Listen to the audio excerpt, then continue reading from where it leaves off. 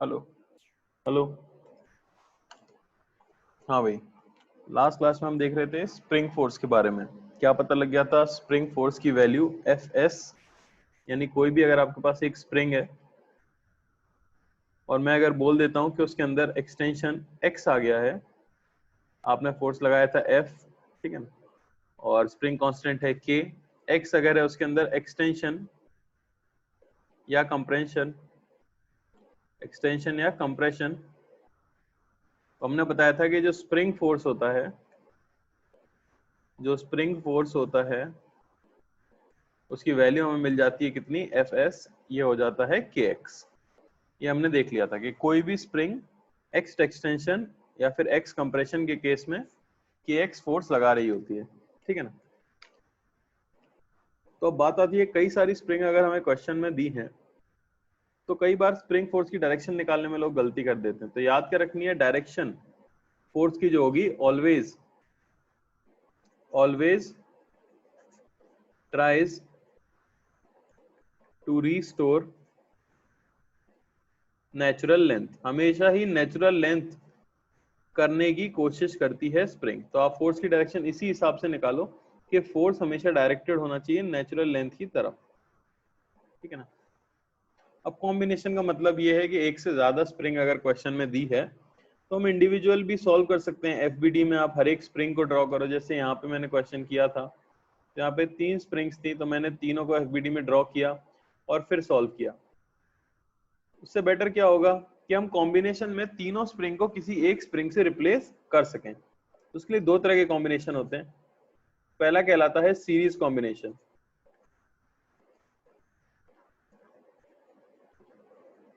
Series combination का मतलब है कि एक स्प्रिंग से जुड़ी हुई दूसरी स्प्रिंग, फिर उससे जुड़ी हुई तीसरी स्प्रिंग, कुछ इस तरह से। मान लो कि आपके पास एक m मास का पत्थर है और दो स्प्रिंग है K1 और K2, जिनको इस तरह से कनेक्ट कर दिया गया, ठीक है ना। तो अब यही बोला जाता है कि मान लो आप इसके ऊपर एक फोर्स लगाते हो F। अगर मैं एक फोर्स लगाऊंगा F तो ऑब्वियसली ये अपनी मीन पोजीशन से कुछ डिस्टेंस x खिंच जाएगी और तब इक्विलिब्रियम में पहुंचेगी। कह सकते हैं कि नहीं? तो इक्विवेलेंट बनाने का मतलब क्या होता है? इक्विवेलेंट बनाने का मतलब होता है कि इन दोनों स्प्रिंग को रिप्लेस करके एक स्प्रिंग लगाई जाए जिसका के होता के इक्विवेलेंट, और तब भी मैं अगर फोर्स F लगाता तो तब भी ब्लॉक इक्विलिब्रियम तक पहुंचने के लिए कितने से एक्सटेंड होता? x से ही एक्सटेंड होता। बात समझ आई? तब भी ये वाली स्प्रिंग कितने से एक्सटेंड होती? x से ही एक्सटेंड होती, ठीक है। तो ये जो पोजीशन है ये इक्विलिब्रियम पोजीशन आने वाली है, यानी यहाँ पे नेट फोर्स 0 होने वाला है। तो यहाँ अगर नेट फोर्स 0 हो रहा है तो मैं राइट में लगने वाले फोर्स को लेफ्ट में लगने वाले फोर्स की इक्वल कर सकता हूँ, यानी F ये इक्वल होना चाहिए K इक्वलेंट इंटू एक्स के, है कि नहीं? इस एफबीडी से अगर मैं देखता हूं तो अब यहाँ पे अगर देखा जाए भाई, तो यहाँ पे क्या लग रहा होगा ब्लॉक के ऊपर? मान लो कि ब्लॉक आपका यहाँ पहुंच गया। इस समय पे मैं अगर पूछूं कि उस पर क्या क्या फोर्सेज लग रहे होंगे, तो आप देख सकते हो कि ऑब्वियसली एफ तो उस पर लग ही रहा है। इस तरफ क्या लगेगा? तो इस तरफ अगर हम देखें तो ब्लॉक के साथ कांटेक्ट में सिर्फ K2 वाली स्प्रिंग है, K1 वाली स्प्रिंग तो ब्लॉक के साथ कांटेक्ट में है नहीं। तो एफबीडी के अंदर सिर्फ कौन सी वाली स्प्रिंग का फोर्स आना चाहिए? सिर्फ K2 वाली स्प्रिंग का फोर्स ही आना चाहिए। अच्छा, अब बात आती है कि भाई टोटल डिस्प्लेसमेंट ब्लॉक का हुआ है कितना? x। टोटल डिस्प्लेसमेंट ब्लॉक का अगर x हुआ है तो क्या इन दोनों का भी x और x ही हुआ होगा? नहीं।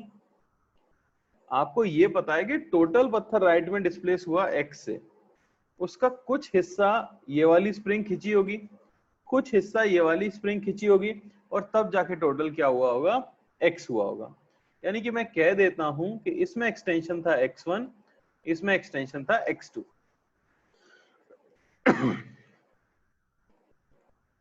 K1 और ये है एक्सटेंशन इन K2। समझ आई बात? तो अब मैं क्या कह सकता हूं कि x1 प्लस x2 ये मिलके हो रहा होगा x। बात समझ आती है? अच्छा, अब इन दोनों में रिलेशन कैसे निकालें? तो आपको एक चीज पता है, अच्छा यहाँ क्या लग रहा होगा एफबीडी में, यहाँ लग रहा होगा K2X2, है कि नहीं? क्योंकि यही तो सिर्फ कनेक्टेड है हमारे एम से। अच्छा, इक्विलिब्रियम आ चुका है, इक्विलिब्रियम आ चुका है, यानी कि F बराबर होना चाहिए K2X2 के, कह सकता हूं मैं इक्विलिब्रियम आ गया क्योंकि। अच्छा, अब अगर इस पॉइंट को मैं देखूं ध्यान से, जो पॉइंट दोनों स्प्रिंग्स के बीच में है, तो इसका अगर आप एफबीडी बनाते हो तो इसके राइट में तो K2 स्प्रिंग है और लेफ्ट में K1 स्प्रिंग है। तो K1 स्प्रिंग तो अपनी नेचुरल लेंथ की तरफ इसके ऊपर फोर्स लगा रही होगी कितना, K1X1, और राइट वाली स्प्रिंग इसके ऊपर फोर्स लगा रही होगी कितना, K2X2। अब क्योंकि सारी स्प्रिंग मासलेस है, यानी हमें पता है कि net force on the spring तो क्या हो जाना चाहिए भाई, 0 हो जाना चाहिए।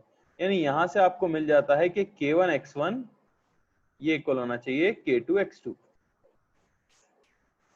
बस यहीं पे इसको मैं लिख दूंगा K1X1। 1 और 2 से वैल्यूज पुट कर देते हैं, x1 plus x2 is equal to x की, तो यहां मिलेगा f बाई के इक्वलेंट। x1 को मैं लिख सकता हूं f बाई K1 और x2 को मैं लिख सकता हूं f बाई K2, और आपको 1 बाई के इक्वलेंट की वैल्यू मिल जाती है 1 by K1 plus 1 by K2। बात समझ आ रही है? तो अगर आपके पास कितनी भी स्प्रिंग सीरीज के अंदर हैं, 2 हो, 3 हो, 4 हो, 5 हो, आपने ऐसा रेजिस्टेंस का फॉर्मूला पढ़ा होगा करंट इलेक्ट्रिसिटी में, अगर आपने अपने जीवन में बचपन में कभी पढ़ा है करंट के बारे में, तो आपने रेजिस्टेंस का फॉर्मूला पढ़ा होगा पैरेलल कॉम्बिनेशन में, ठीक है ना? वो फॉर्मूला यहाँ पे आ जाता है किसमें, सीरीज कॉम्बिनेशन में। तो ये याद रखना है आपको फॉर्मूला, कि अब आप क्वेश्चन में पत्थर को सीधे सीधे रिप्लेस कर सकते हो, सॉरी स्प्रिंग्स को सीधे सीधे रिप्लेस कर सकते हो एक इक्विवेलेंट स्प्रिंग कांस्टेंट वाली स्प्रिंग से। समझ आ रही है बात? और साथ ही साथ इंडिविजुअल एक्सटेंशन का रेशियो अगर मुझसे पूछ लिया जाए कि भाई x1 बाय x2 की वैल्यू क्या होगी, तो वो भी आप देख सकते हो, x1 बाय x2 की जो वैल्यू होगी वो होगी K2 बाय K1। यानी कि inverse ratio of spring constant में स्प्रिंग खिंचती है, जितना ज्यादा स्प्रिंग कांस्टेंट होगा उतना कम एक्सटेंशन होगा स्प्रिंग। क्लियर है? आसान है। चलो, ऐसे ही दूसरा कॉम्बिनेशन कहलाता है आपका पैरेलल कॉम्बिनेशन। अच्छा, कुछ पहचान तो हमें बतानी चाहिए। सीरीज ऑफ पैरेलल आप आइडेंटिफाई कैसे करोगे? तो एक लाइन में अगर मैं लिखना चाहूँ कि सीरीज कॉम्बिनेशन किसे कहते हैं, तो ये हो जाता है basically spring force in each spring is same. यही पहचान है सीरीज कॉम्बिनेशन की। क्या मतलब हुआ इसका कि जितनी भी स्प्रिंग सीरीज में लगी हुई हैं उन सभी के अंदर टेंशन सेम आना चाहिए। जैसे कि यहाँ पे आया था हमारा K1X1 बराबर K2X2। अगर तीसरी स्प्रिंग भी लगी होती तो ये इक्वल आता K3X3, चौथी लगी होती तो इक्वल आता K4X4 के। तो सीरीज तब कहलाता है जब हर एक स्प्रिंग के अंदर स्प्रिंग फोर्स क्या रहे, सेम रहे। सिमिलरली पैरेलल कॉम्बिनेशन कब कहलाता है? पैरेलल कॉम्बिनेशन कहलाता है when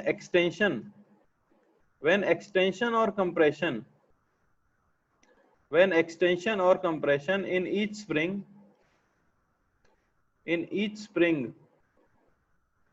is equal in magnitude,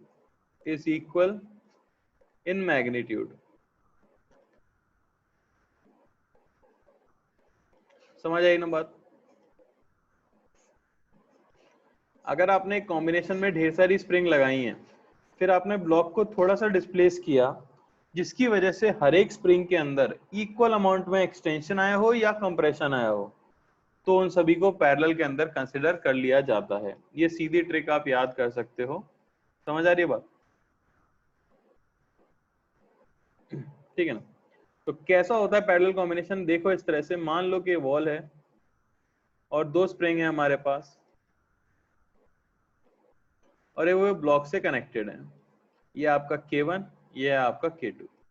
अगर आप ब्लॉक को डिस्प्लेस कर देते हो x से, तो अब कॉमन सेंस की बात है, इक्विवेलेंट बनाने का मतलब है दोनों को रिप्लेस करके एक स्प्रिंग लगाना, ताकि जब उसके ऊपर भी फोर्स लगाया जाए तो वो भी कितने से खींचे, x से खींचे। तो यहाँ तो वही इक्वेशन बनती है F बराबर K इक्वलेंट इंटू एक्स।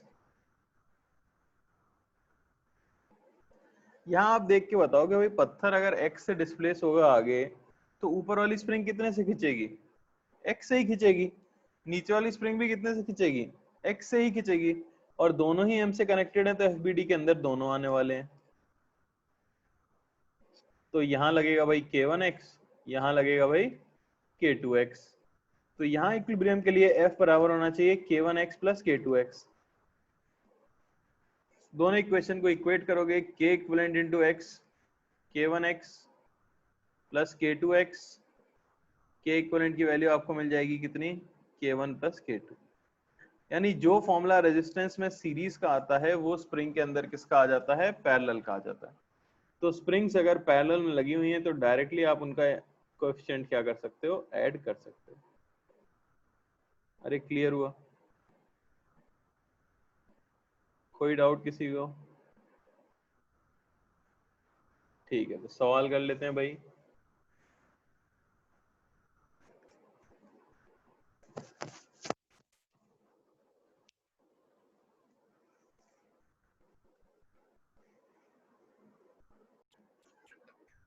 अब आपको बताना है equivalent capacitance. Find equivalent spring constant.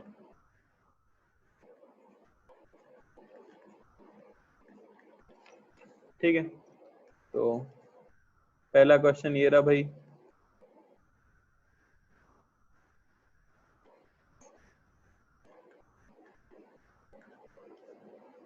अभी आंसर मत देना, जब मैं पूछूं तब आप आंसर दें। अभी देके कोई फायदा नहीं।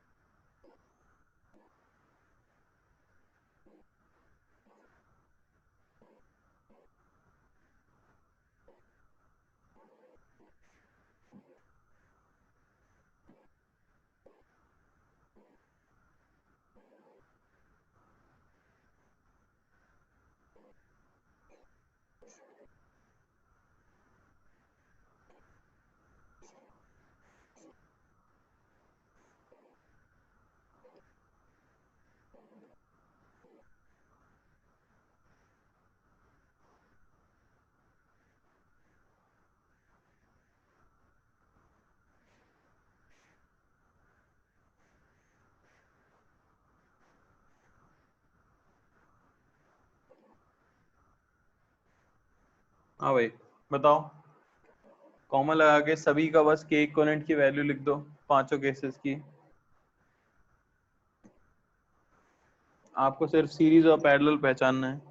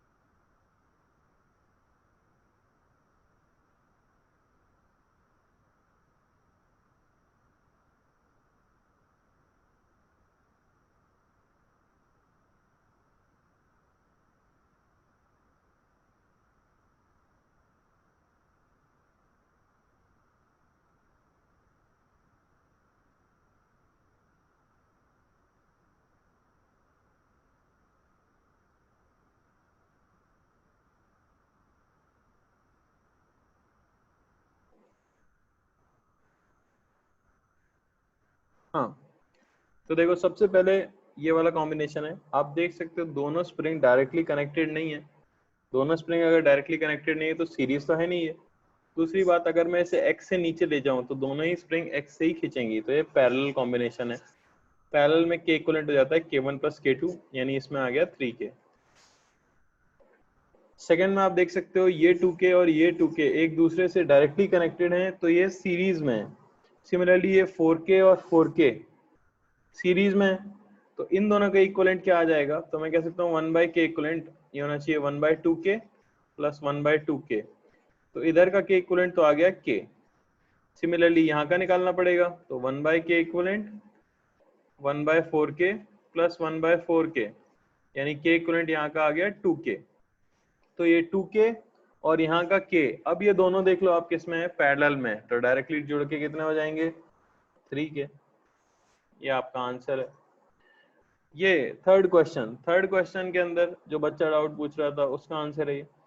क्या ये सीरीज में कनेक्टेड है, तो गलती आपसे ये हो जाती है, आप इसे सीरीज मान लेते हो, लेकिन ये सीरीज नहीं है, ये पैरेलल कॉम्बिनेशन है। क्यों है ये पैरेलल कॉम्बिनेशन, क्योंकि भाई पहली चीज तो दोनों स्प्रिंग आपस में कनेक्टेड है नहीं।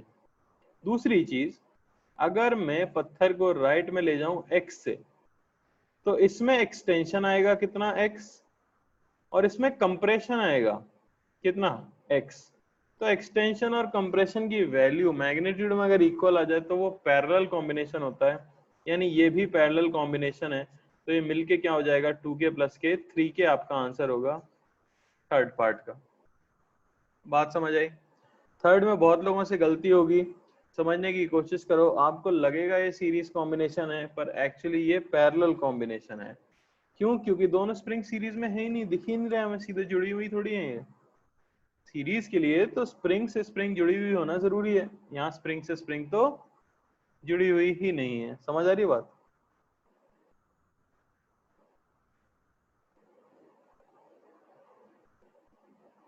थर्ड वाले में काफी लोगों को समस्या हो गई, वही मैंने कहा था थोड़ा सा दिमाग लगाना है, जिसकी जो हर कोई नहीं लगा पाएगा ऑब्वियसली। ठीक है ना, तो देख लो एक बार, बहुत मुश्किल है आपके लिए समझ पाना। वैसे तो बहुत ही सिंपल क्वेश्चन था, पर काफी लोगों को डाउट हो गया। मेरे भाई आपको इस सीरीज अगर लग रहा है तो बहुत ही गलत बात है, क्योंकि इस सीरीज के लिए मैंने पहले ही कहा था स्प्रिंग से स्प्रिंग कनेक्टेड होनी चाहिए, पर आप लोग उस पर ध्यान नहीं दे रहे हो शायद।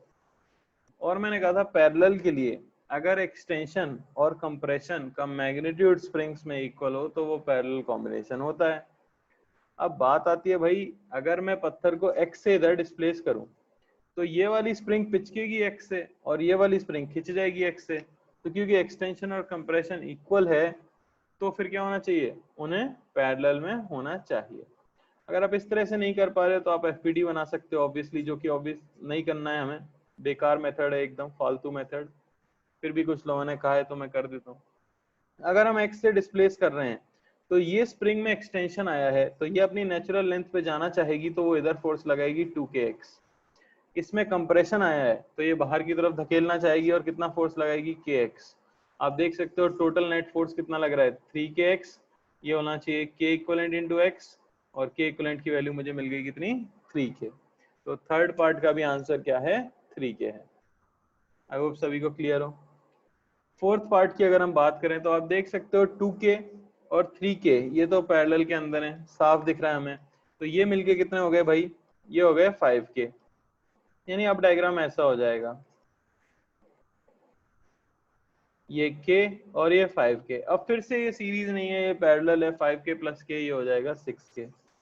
ये आपका आंसर हो जाएगा। फिफ्थ की अगर मैं बात करूं तो फिफ्थ में दिख रहा है 2k और 2k ये सीरीज में है, सीरीज में 2k मिलके हो जाएगा k। अब ये के और ये के तीनों पैरेलल में है, तो इक्विवेलेंट हो जाएगा हमारा 3k। अरे भाई बात समझ आई क्या, 2k और 2k सीरीज में है तो वो हो जाएंगे k, फिर ये k और k पैरेलल में है तो वो हो जाएगा 3k। किसी को अगर कोई डाउट है तो हैंड रेज करे फटाफट।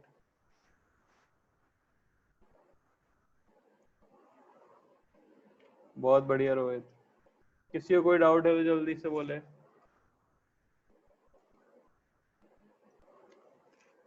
चलो, नहीं है तो अच्छी बात है।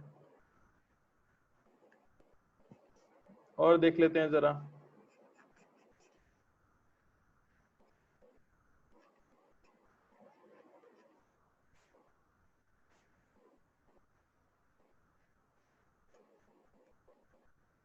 हाँ भाई, तो ये 2k है, ये 3k है और ये k है, ठीक है ना। तो क्वेश्चन है, if the block is displaced by x towards right,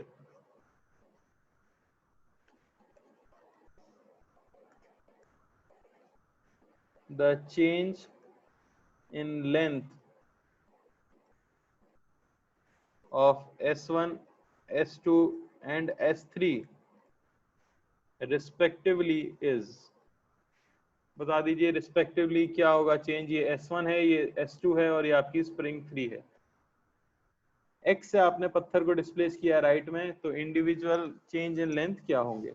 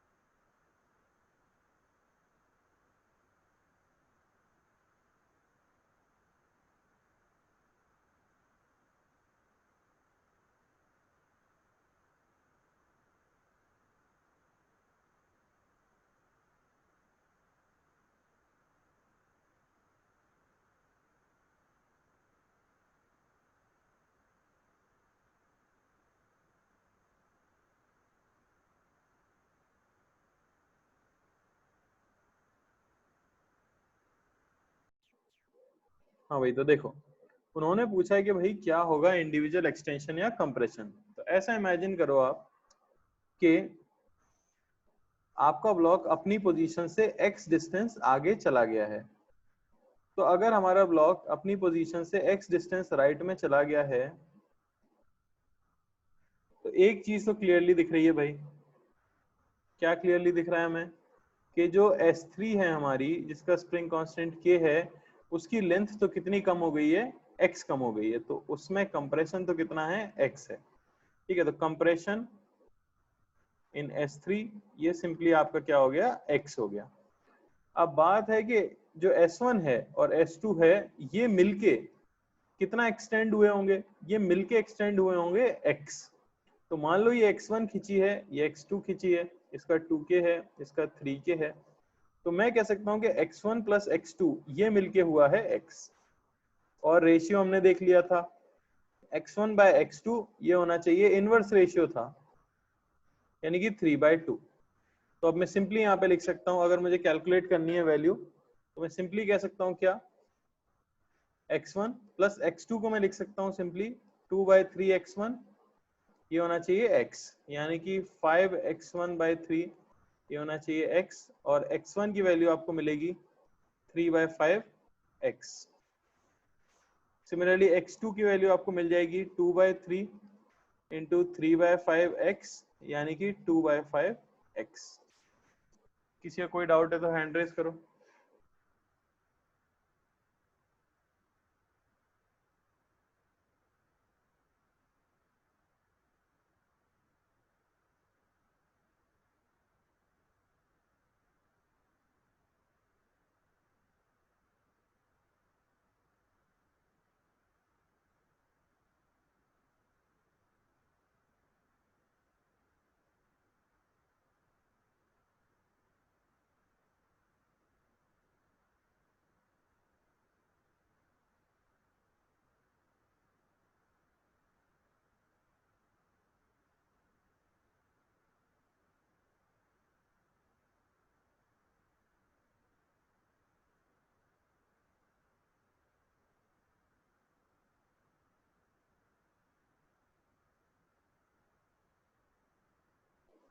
नहीं है डाउट तो चलो अगला क्वेश्चन कर लेते हैं।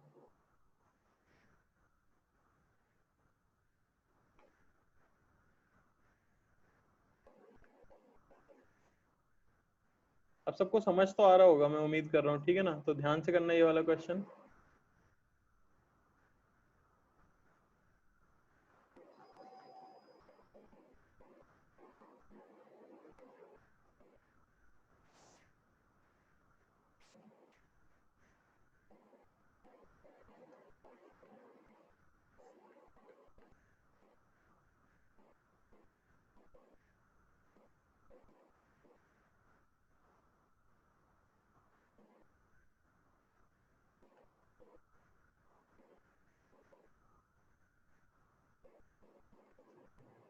तो ब्लॉक को रिलीज फ्रॉम रेस्ट किया गया है, तो आपको बताना है displacement of block,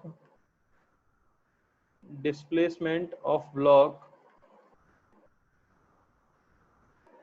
to reach equilibrium position, to reach equilibrium position. ठीक है ना भाई? बता दो फटाफट, पत्थर कितना नीचे आ जाएगा ग्रेविटी की वजह से।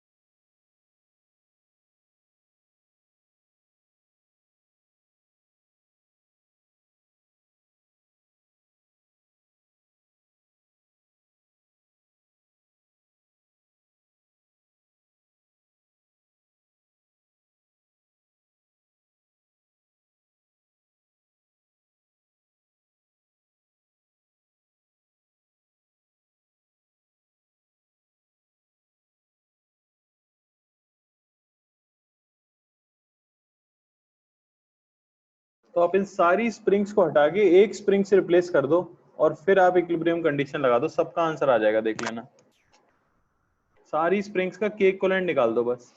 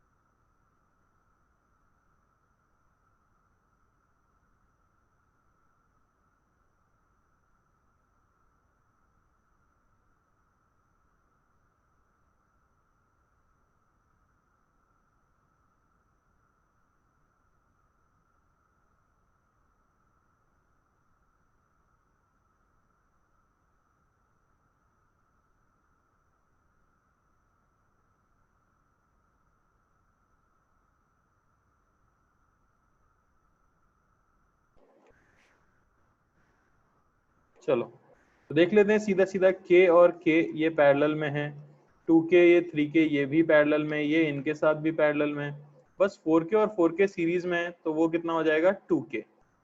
तो इफेक्टिवली 2k और k सब पैरेलल में है। k इक्विवेलेंट सिंपली ऐड करना है आपको, 9k आ गया। यानी कि इस सेटअप को मैं इस तरह से ड्रॉ कर सकता हूँ, m और यहाँ पे 9k। तो आप जानते हो अगर मैं FPD बनाऊं इक्विलिब्रियम पे तो नीचे लगेगा mg और ऊपर लगेगा 9k इंटू x, तो x ही ये नीचे गया होगा, है कि नहीं।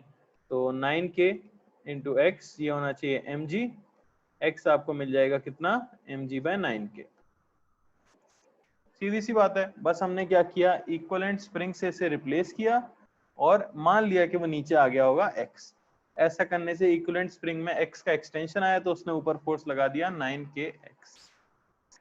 क्या क्लियर है सभी को, क्लियर है, ठीक है भाई। तो अगली चीज जो हमें देखनी है वो है जो मेंस में पूछी जा चुकी है 2 बार, ठीक है ना, वो है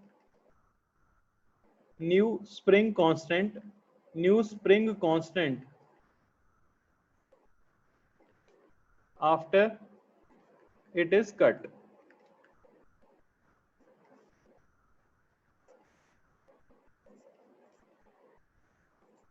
बेटा आनंद तुम ज्यादा परेशान मत हो यार, मैं जो दे रहा हूं ना वो सही दे रहा हूं। तुम मुझे बताओ मत बेटा कि मैं कैसा क्वेश्चन दूं, ठीक है। मैं काफी समय से पढ़ा रहा हूं तो मैं तुम्हें सही चीजें पढ़ा रहा हूँ, टाइम पास करना नहीं आता मेरे को ज्यादा, ठीक है। तो जो जेई में आता है वैसे ही क्वेश्चन करेंगे हम, चिंता मत करो, जबरदस्ती परेशान मत हुआ करो, ठीक है। तो new spring constant after it is cut, इसका मीनिंग क्या है, ये क्वेश्चन 2 बार पूछा गया क्योंकि पहले जनरली लोगों को ये पता नहीं था। तो बात ये कि मान लो आपके पास एक स्प्रिंग है और उसकी लेंथ है L, ठीक है ना, आपकी स्प्रिंग की लेंथ है L और स्प्रिंग कांस्टेंट है उसका K, स्प्रिंग कांस्टेंट। अब मान लो कि आपने इसे क्या कर दिया है, कट कर दिया है, जिससे कि इसके 2 टुकड़े हो गए हैं, मान लेता हूं मैं 2 पीसेज हो गए हैं, ठीक है ना। एक की लेंथ हो गई है L1 और एक की लेंथ हो गई है L2। तो आपसे पूछ लिया जाएगा कि भाई जो टुकड़ा है जिसकी लेंथ L1 है उसका स्प्रिंग कांस्टेंट क्या हो जाएगा। तो अगर हम लॉजिकली देखें कि भाई स्प्रिंग की प्रॉपर्टी थोड़ी ना बदलेगी स्प्रिंग को काट देने से, स्प्रिंग कांस्टेंट तो सेम ही रहना चाहिए, ठीक है। तो वो बात आपकी नॉर्मल लैंग्वेज में सही हो जाती है, पर वो जिस वे में पूछना चाह रहे होते हैं वो रिलेट कर जाता है एनर्जी से, ठीक है ना, एनर्जी स्टोर से। तो वो हम पढ़ेंगे वर्क पावर एनर्जी में, इसलिए यहाँ पे सिर्फ आपको ये चीज याद रखनी होगी। क्या, मैं मान लेता हूँ इसका नया स्प्रिंग कांस्टेंट हो जाता है K1 और इसका हो जाता है K2। तो आप याद रखोगे कि for a spring it's spring constant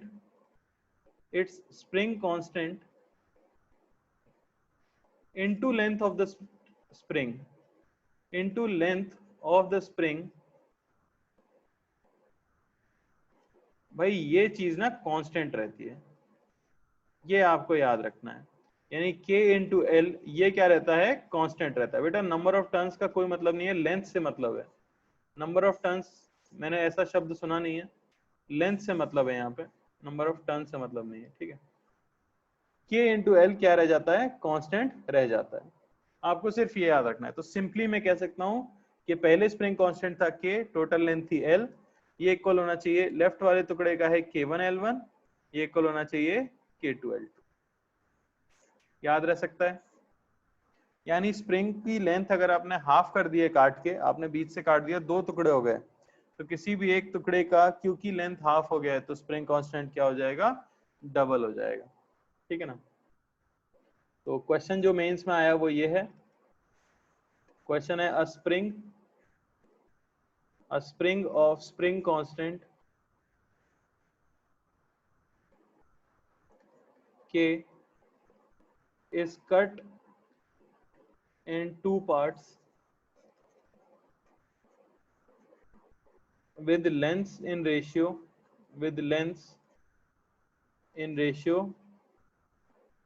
2:3। तो आपको बताना है फाइंड द स्प्रिंग कांस्टेंट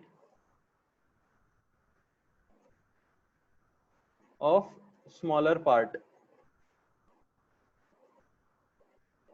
तो जो छोटा टुकड़ा होगा उसका स्प्रिंग कांस्टेंट कितना होगा? ऑप्शन ऑब्वियसली वही था, k 2k/3 3k/2 ये सब।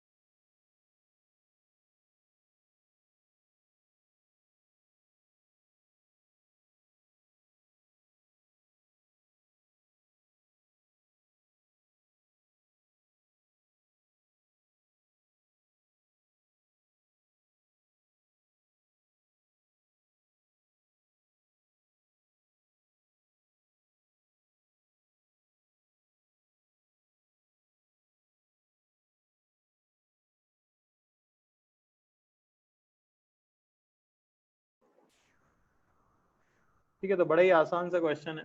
क्या कर देंगे सॉल्यूशन के लिए, पहले टोटल लेंथ मान लो L थी, उसे कट किया गया है 2:3 के रेशियो में, तो छोटी वाली लेंथ कितनी हो जाएगी 2L/2 + 3 यानी कि 2L/5।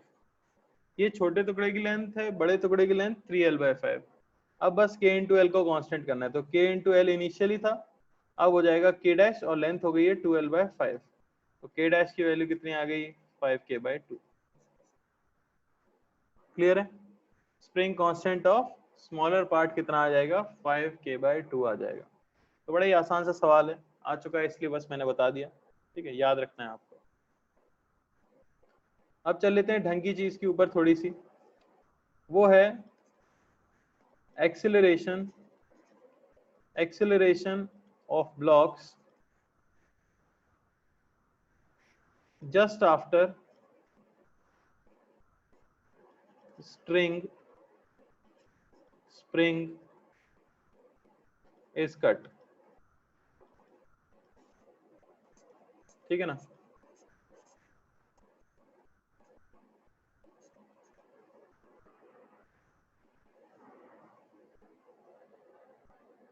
बेटा k spring constant, l is length. अगर आप नहीं थे लास्ट क्लास में तो मैं वीडियो अपलोड कर दूंगा, तब आप देख लेना। ठीक है, acceleration of blocks after spring और स्प्रिंग इज कट। ठीक है, तो ये पोर्शन थोड़ा इंपॉर्टेंट है, इस पे ध्यान देना। तो सबसे पहले मैं बात करूं अगर स्ट्रिंग की, तो कुछ केसेस लेंगे। ठीक है ना? केस ए जैसे मैं लेता हूं, ये मान लो कि छत से एक पत्थर लटका हुआ था m मास का। अगर आपने इस स्ट्रिंग को कट किया तो क्या होगा? What will be the acceleration of block? Acceleration of block क्या होगा? अरे अंधा भी बता देगा भाई, फटाफट लिखो। आलस मत दिखाओ, आलस दिखाओगे कुछ नहीं सीख पाओगे जीवन में। टाइप करना है तुम्हें फटाफट। रस्सी काट दी, पत्थर का एक्सेलरेशन क्या होगा? जो भी नहीं लिख पा रहा है शर्म की बात है। छत से कूद जाना चाहिए अगर आप नहीं लिख रहे हो तो। 45 लोग हैं, 10 लोगों ने आंसर दिया, मतलब 35 लोग छत से कूदने वाले हैं। हाँ भाई, तो आंसर आता है इसका जी। क्यों आता है इसका आंसर जी? क्योंकि भाई जैसे ही आप स्ट्रिंग को कट करते हो, तो स्ट्रिंग के बारे में क्या याद रखना है? as soon as the string is cut, tension in it becomes zero। उसमें टेंशन तुरंत क्या हो जाता है भाई? जीरो। पहला पॉइंट जो जरूरी है वो यही याद रखना है आपको, जैसे ही आप स्ट्रिंग को कट करते हो, ठीक है ना, उसका टेंशन क्या हो जाएगा? तुरंत जीरो हो जाएगा। सॉरी, उसका टेंशन जीरो हो जाएगा। तो अगर आप एफबीटी बनाओगे तो उसमें एक ही फोर्स बनेगा, कौन सा? mg, क्योंकि टेंशन तो क्या हो गया? जीरो। तो भाई एक्सेलरेशन क्या लिख देंगे? mg/m, यानी कि g डाउनवर्ड्स हमारा आंसर आ जाएगा। तो आपको क्या याद रखना है कि जैसे ही आप रस्सी कट करते हो उसमें टेंशन क्या हो जाता है? जीरो हो जाता है। केस बी देखो भाई मेरा, केस बी ये है कि मान लो एक स्ट्रिंग थी, एक पत्थर लटका था, और एक और स्ट्रिंग थी और एक और पत्थर लटका था, बी और ए। ठीक है ना? मास mm ले लेते हैं दोनों का। इसे स्ट्रिंग 2 बोल देता हूँ, इसे स्ट्रिंग 1 बोल देता हूँ। मैंने क्या किया, स्ट्रिंग 2 को कट कर दिया, मैंने स्ट्रिंग 2 को कट कर दिया। तो अगर मैं आपसे बोलूं कि टेंशन बिफोर कटिंग, ठीक है ना, S1 में कितना था, S2 में कितना था, और tension after cutting, just after cutting की बात करते हैं, जस्ट आफ्टर कटिंग S1 में कितना था, S2 में कितना था, और फाइनली आफ्टर कटिंग एक्सेलरेशन क्या था, after cutting acceleration of A and acceleration of B, क्या वैल्यूज थी इनकी। तो बिफोर कटिंग अगर मैं आपसे पूछूं कि टेंशन इन स्ट्रिंग 1 और स्ट्रिंग 2 क्या था, तो आपको करना नहीं है ये क्वेश्चन, आपको सीखना है। जिनको आता है अच्छी बात है, जिनको नहीं आता वो लोग सीख लो, क्योंकि मैं दोबारा नहीं बता पाऊंगा। सबसे पहले मुझसे टेंशन कट करने से पहले पूछा गया है, तो T1 और T2। अब आप ऐसा सोच के देखो कि जो T2 यहाँ पे होगा वो कितने वजन को उठाए हुए है, T2 भाई बैलेंस किए हुए हो mg को। अरे समझ रहे हैं कि नहीं समझ रहे? तो T2 तो सिंपली इक्वल होना चाहिए किसके, mg के। ये हमें कहां से मिल गया, B के FBD से। नीचे लगा mg, ऊपर लगा T2, तो यहां से सीधे बता सकते हैं। अब एक A का FBD बना देता हूं मैं, नीचे लगा mg, नीचे लगा एक T1 और ऊपर लगा भाई T2। तो T1 कितना आ गया, सॉरी नीचे लगा T2 और ऊपर लगा T1 कितना आ गया, 2mg। या ऐसा सोचो कि जो आपका रस्सी S1 है वो कितना वजन उठाए हुए हो, इसको अगर मैं सिस्टम मान लूं तो वो तो 2m वजन उठाए हुए ना, तो क्या लग जाएगा, 2mg नीचे लग जाएगा। ये सभी को क्लियर था। टेंशन बिफोर कटिंग, इसमें दिक्कत नहीं होनी चाहिए।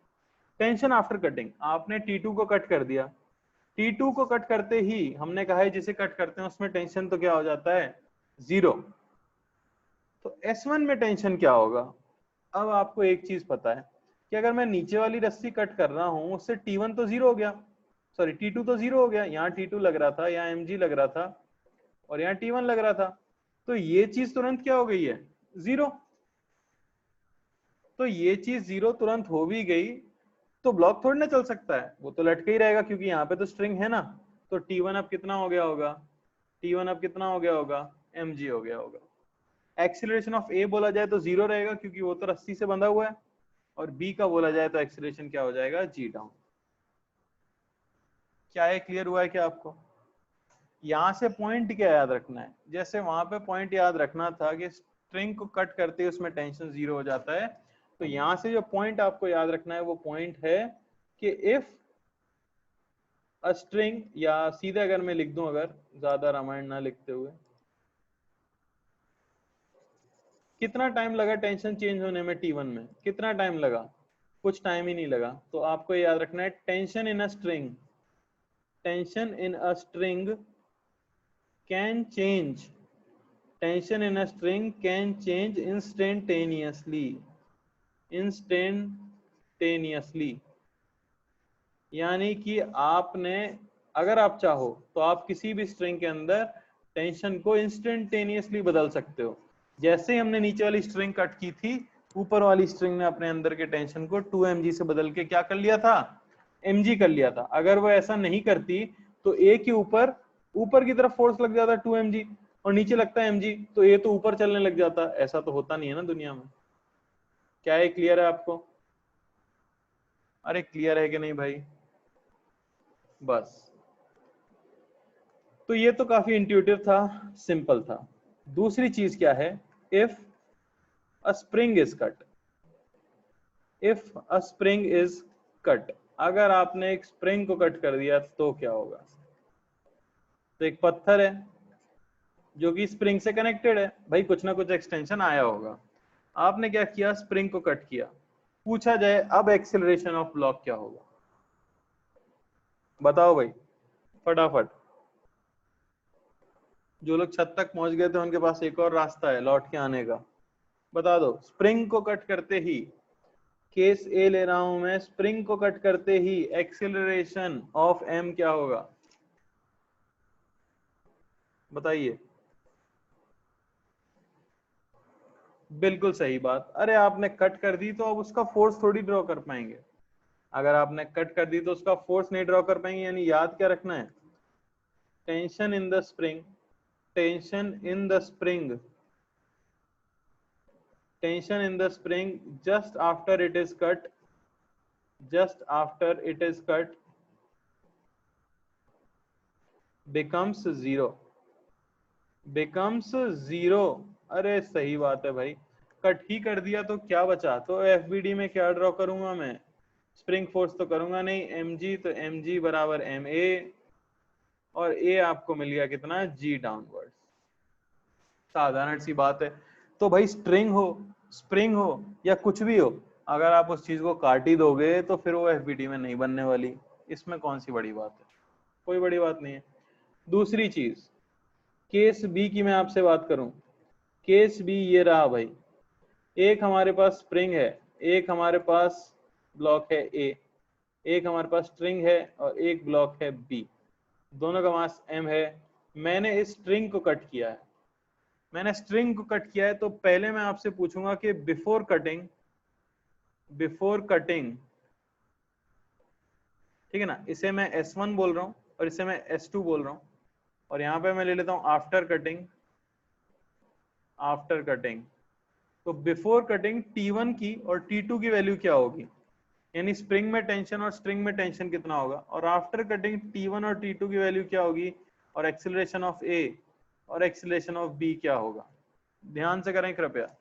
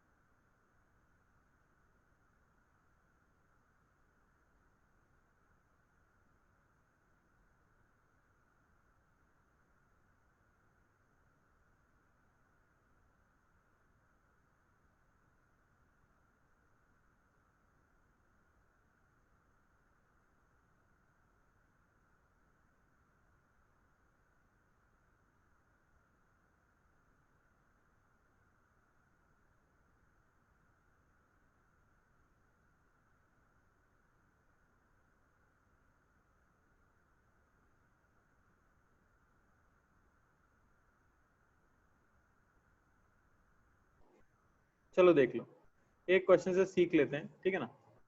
तो आप तो ऐसा मानो, सिंपल सी चीजें हैं, ठीक है ना। अरे बेटा यार, आप लोग जो सिखा रहे होते हैं उस पर ध्यान नहीं देते हो। आप कोई पूछ रहा है वाई इज के इन टू एल कॉन्स्टेंट, मैंने आपको कहा था एक्सप्लेनेशन में बाद में दूंगा, अभी आपको रट लेना है कि spring constant into length constant होता है। प्लीज ध्यान दिया करो मैं जिस चीज को बोल रहा हूँ उसके ऊपर एटलीस्ट। अभी मैं ये चीज सिखा रहा हूँ, ये उससे 10 गुना ज्यादा इंपॉर्टेंट है। वो तो मेंस में 2 बार आ चुका है, तो ऑब्वियसली नहीं पूछने वाला आपसे कोई, ठीक है ना। चलो, अब हमने क्या किया है भाई, इस स्ट्रिंग को कट कर दिया है। जैसे ही आप स्ट्रिंग को कट करोगे, अगर मैं बी का एफबीडी और ए का एफबीडी देखूं, तो बी के एफबीडी में नीचे एमजी लग रहा होगा। और ये जो टेंशन है बिफोर की अगर बात की जाए, तो भाई देखो, जो आपकी S2 है वो तो mg को उठाए हुए है, तो यहाँ तो टेंशन mg होगा।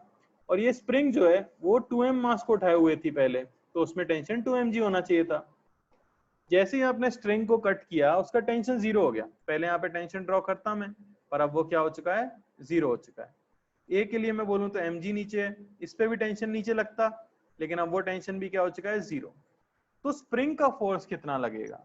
क्या स्प्रिंग का फोर्स भी खुद को इंस्टेंटेनियसली चेंज कर सकता है? बात यही आती है कि स्प्रिंग का फोर्स mg हो जाएगा अब जैसा स्ट्रिंग में हुआ था, या 2mg रहेगा? तो आंसर आता है कि वो अभी भी क्या रहेगा, 2mg रहेगा। और इसका कारण ये है, आप देखो स्प्रिंग का फोर्स जो होता है वो होता है kx। समझ आ रही है बात? तो कुछ एक्सटेंशन स्प्रिंग में आ चुका था, तो जैसे ही आपने स्ट्रिंग कट की होगी, क्या इंस्टेंटेनियसली x की वैल्यू बदल सकती है? क्या इंस्टेंटेनियसली स्प्रिंग के अंदर एक्सटेंशन चेंज हो सकता है? नहीं भाई, कुछ समय तो लगेगा उसको अपनी लेंथ को वापस से नॉर्मल करने में। तो इंस्टेंटेनियसली स्प्रिंग की लेंथ नहीं चेंज हो सकती, इसीलिए स्प्रिंग फोर्स इंस्टेंटेनियसली चेंज नहीं हो सकता अनलेस आप उसे कट कर दो। कट करते ही स्प्रिंग फोर्स क्या हो जाता है, जीरो। पर अगर आपने स्प्रिंग को कट नहीं किया है, आपने आसपास की स्ट्रिंग वगैरह को कट किया है, तो आपको याद रखना है कि spring force can not change instantaneously. तो यही इंपॉर्टेंट पॉइंट है कि spring force can not change instantaneously, जैसा स्ट्रिंग में हो जाता है, unless it is cut. Unless it is cut, जब तक कि आप उसे कट ना कर दो, ठीक है ना। कट करते ही तो क्या हो जाएगा, जीरो हो ही जाएगा। तो अब अगर बात की जाए जस्ट आफ्टर कटिंग, तो S2 तो टेंशन में क्या हो जाएगा, जीरो, पर ये अभी भी क्या रहेगा, 2mg रहेगा। अब अगर एक्सीलरेशन की बात की जाए, तो B पे देखो सिर्फ mg लग रहा है, तो B का एक्सीलरेशन तो g डाउन होगा। लेकिन A की बात की जाए तो A पे नीचे लग रहा है mg, पर ऊपर लग रहा है 2mg, तो नेट फोर्स हो गया 2mg माइनस mg, ये होना चाहिए ma, और A आया आपके पास g, यानी कि g अपवर्ड्स। तो जैसे ही आप स्ट्रिंग को कट करोगे ना, A उछल जाएगा ऊपर की तरफ। ऐसा देखा होगा आपने रियल लाइफ में, आप विजुअलाइज भी कर पा रहे होगे अगर आप थोड़ा भी सोच पाते हो तो, कि जैसे ही हम स्ट्रिंग को कट करेंगे, उछलता है कि नहीं उछलता ऊपर वाला पत्थर, वही चीज है। तो याद क्या रखना है कि स्ट्रिंग हो या स्प्रिंग हो, अगर आपने कट कर दिया है तो टेंशन जीरो हो जाएगा। स्ट्रिंग का टेंशन इंस्टेंटेनियसली बदल सकता है, पर स्प्रिंग का फोर्स इंस्टेंटेनियसली नहीं बदल सकता। समझ आई बात? चलो भाई सवाल कर लेते हैं।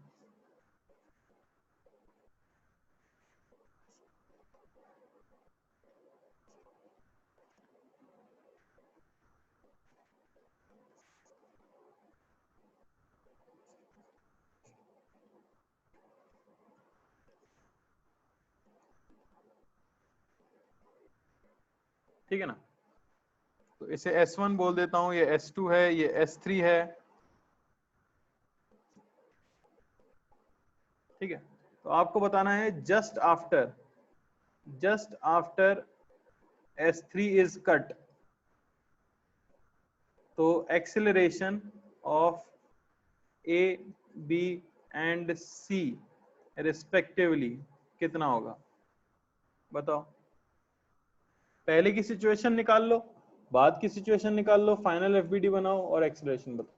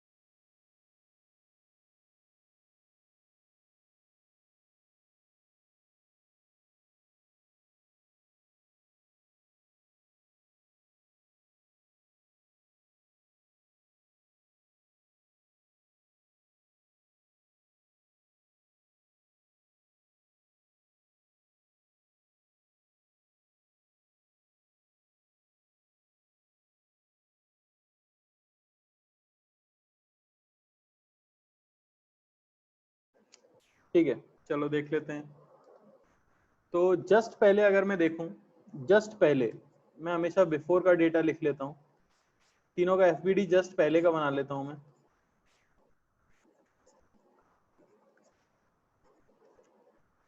तो ए पे लग रहा है नीचे mg, बी पे लग रहा है नीचे 2mg, सी पे लग रहा है नीचे mg। ये तो मैंने फोर्सेस बना दिया, ठीक है। अब सी पे ऊपर लगेगा T3, ये T3 बी पे नीचे लगेगा, बी पे ऊपर लगेगा T2, ये T2 ए पे नीचे लगेगा और ऊपर लगेगा T1।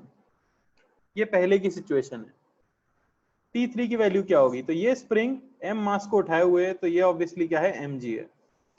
T2 की वैल्यू क्या होगी, तो ये 3m मास को उठाए हुए है, तो ये ऑब्वियसली 3mg है।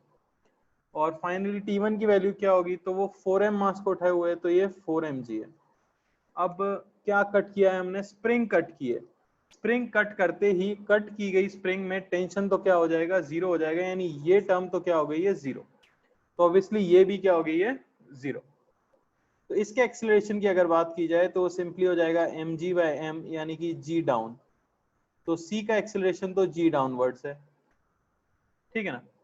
b की अगर बात की जाए तो आप देख सकते हो एक्सीलरेशन ऑफ b, अब मैं कह सकता हूं ऊपर लग रहा है 3mg, नीचे लग रहा है 2mg, बाय मास है इसका 2m। तो एक्सेलरेशन ऑफ b जो आपको मिल जाएगा वो मिल जाएगा g/2 अपवर्ड्स, यानी कि ऊपर की तरफ एक्सेलरेशन कितना होगा, g/2 होगा। बात समझ आ रही है मैंने क्या किया, जो T3 में फोर्स लगाता था उसे मैंने क्या कर दिया, अब हटा दिया, क्योंकि T3 स्प्रिंग हमने कट कर दी है। और ये फोर्स तुरंत चेंज हो नहीं सकता। अरे समझ पा रहे हो नहीं, अगर ये फोर्स चेंज नहीं हुआ है तो अभी भी यहाँ पे क्या लग रहा है नीचे 3mg, तो यहाँ तो अभी भी इक्विलिब्रियम मेंटेन है, ए को तो पता ही नहीं चल रहा क्या हो रहा है, तो एक्सेलरेशन ऑफ ए भाई कितना आ जाएगा, जीरो। अरे चमका के नहीं, बोलो भाई फटाफट, समझ आया कि नहीं।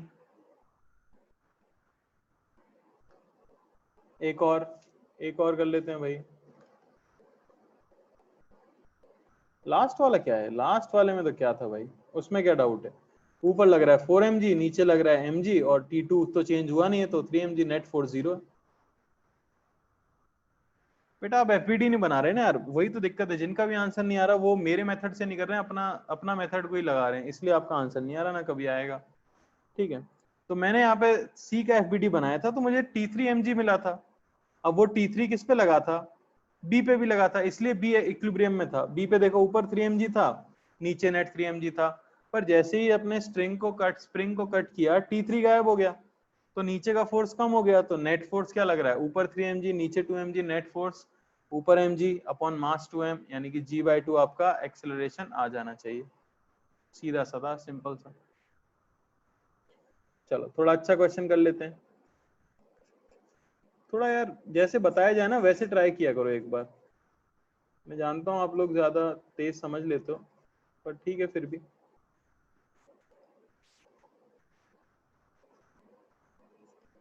ठीक है, तो स्प्रिंग्स हैं, के इनका स्प्रिंग कांस्टेंट है, इनका एंगल 37 डिग्री, ये भी angle 37 degree, S1 S2 M। तो आपको बताना है वर्टिकल एक्सेलरेशन, वर्ट या फिर चलो अच्छा ही कर देते हैं क्वेश्चन। आपको बताना है नेट एक्सेलरेशन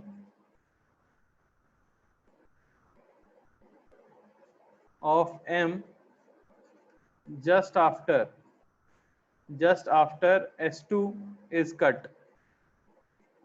और आपको आई कैप जे कैप में बताना है, ये आपका आई कैप है और ये आपका जे कैप है। बताओ भाई।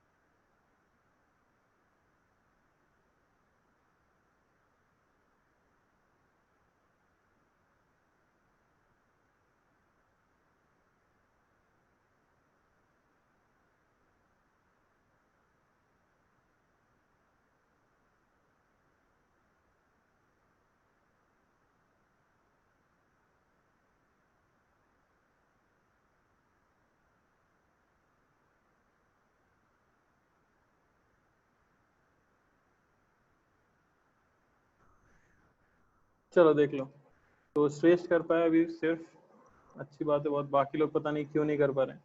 एफबीडी में इसमें कुछ है ही नहीं बेटा, बहुत ही हलवा सवाल था, अगर किसी से नहीं हो पाया है तो दुख की बात है, कुछ था ही नहीं। आप ऐसा मान लो कि यहाँ से स्प्रिंग का फोर्स लग रहा होगा टी, तो यहाँ से भी लग रहा होगा टी। एफबीडी अगर मैं इसका बनाता हूँ, नीचे लगेगा भाई कितना mg, यहाँ लग रहा है आपका t, यहाँ लग रहा है आपका t, ठीक है ना।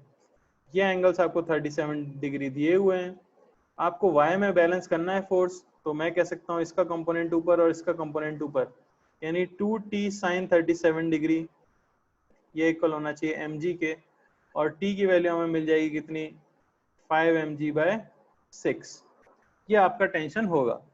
अब जैसे ही आपने स्प्रिंग टू को कट किया होगा, उसका टेंशन तो क्या हो जाएगा एफबीडी में से गायब, तो ये फोर्स गायब हो गया एफबीडी में से, है ना भाई। तो सिर्फ कौन सा फोर्स बचा, ये वाला फोर्स बचा आपका,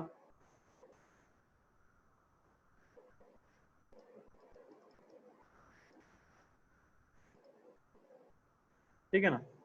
सिर्फ कौन सा फोर्स बचा हमारा, अगर मैं ड्रॉ करूं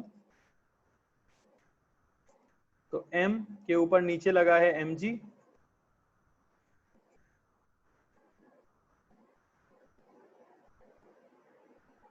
क्या हो रहा है ये,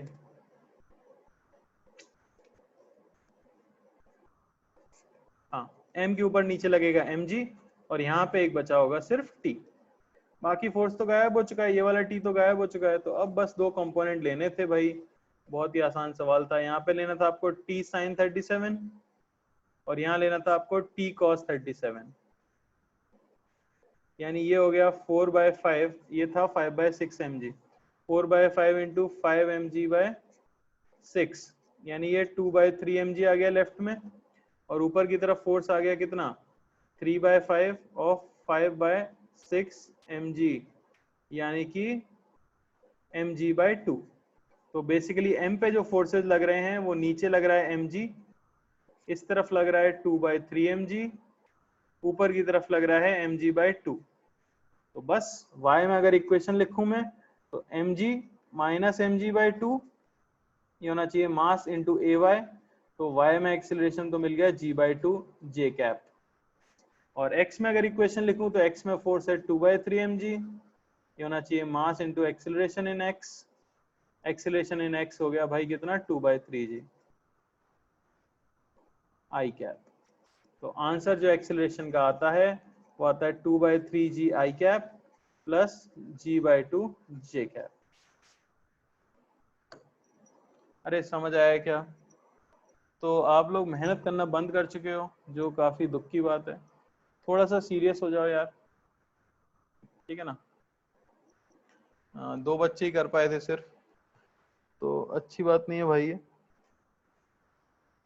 क्योंकि इसका एफबीडी अगर किसी को मुश्किल लग रहा है तो समझ लो कि आपके बेसिक्स में ही दिक्कत है, इसमें कोई एफबीडी था ही नहीं, बहुत ही आसान सा क्वेश्चन था। समझ आया क्या, क्लियर है सबको। चलो, तो नेक्स्ट क्लास में इसके क्वेश्चंस करेंगे, और संभवतः पॉसिबली हम लोग फ्रिक्शन स्टार्ट करेंगे नेक्स्ट क्लास में, ठीक है ना। इसमें अभी स्यूडो फोर्स वगैरह लाके क्वेश्चन और कराएंगे नेक्स्ट क्लास में, फिर फ्रिक्शन स्टार्ट करेंगे, ठीक है। चलो भाई, थैंक यू, धन्यवाद।